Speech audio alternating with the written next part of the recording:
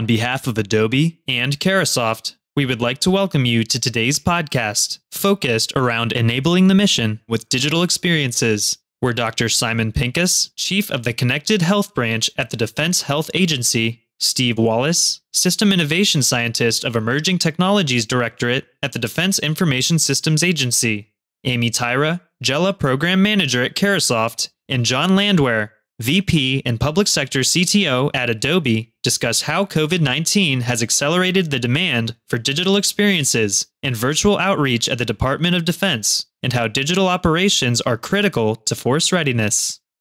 Hello, everyone, and thank you for joining our event today. We greatly appreciate DHA, DISA, and Carahsoft for participating in this session on enabling the mission with digital experiences. So we're going to start our panel with Dr. Pincus and Mr. Wallace.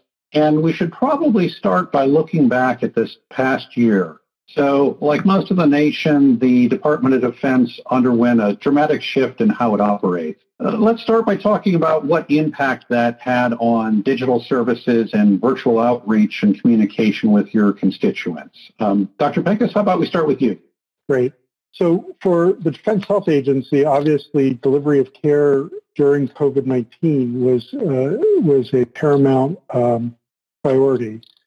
And one of the challenges, of course, is keeping people safe. And before we had the vaccine, delivering care virtually, either through enabled social distancing and safety for both patients and providers.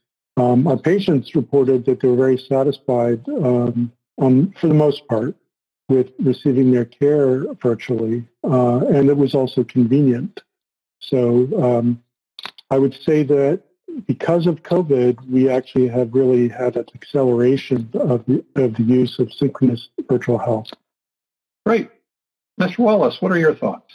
So first, thanks. The past year, what now, 14 months, it was a dramatic shift for the department. We went from an organization, and we are probably being generous when I say a federated organization, but we went from the large majority of our folks being on site and interacting on a daily basis to a instantly or near instantaneously scattered workforce. So that meant a lot for organizations in terms of being telework ready. At DISA specifically, we were actually in pretty good shape from go.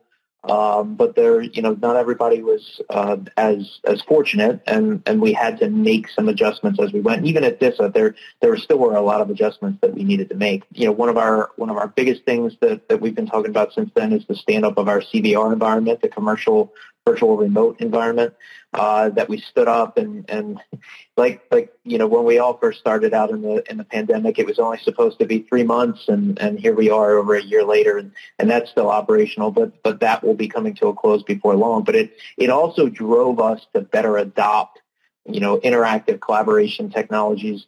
We had some of them already, but this really stepped up and really increased our reliance on it. It's going to be interesting, I think, over the next 6 to 9 months as people start to return and we move from, that pendulum starts to swing back.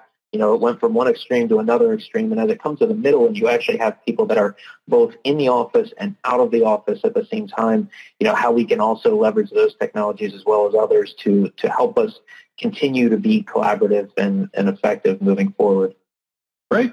Dr. Pincus, the Connected Health Branch has digital services at the core of its mission.